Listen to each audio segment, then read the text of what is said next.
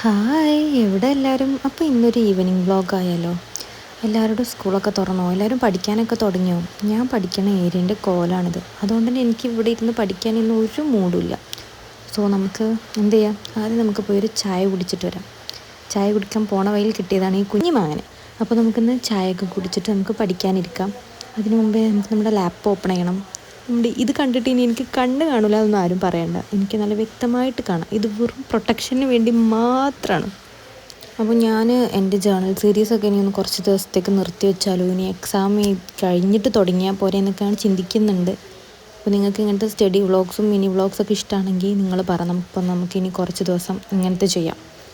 പിന്നെ ഞാൻ ഈ കവർ ഓപ്പൺ ചെയ്യണം കേട്ടോ, ഓവറല്ലേന്നൊന്നും വിചാരിക്കേണ്ട. ഞാൻ അത് കഴിഞ്ഞിട്ട് ജങ്ക് ജേർണൽ സീരീസ് തുടങ്ങിയാലോ എന്ന് ആഗ്രഹിക്കുന്നുണ്ട്. അപ്പം അതിന് വേണ്ടിയിട്ടുള്ള കളക്ഷൻസാണ്.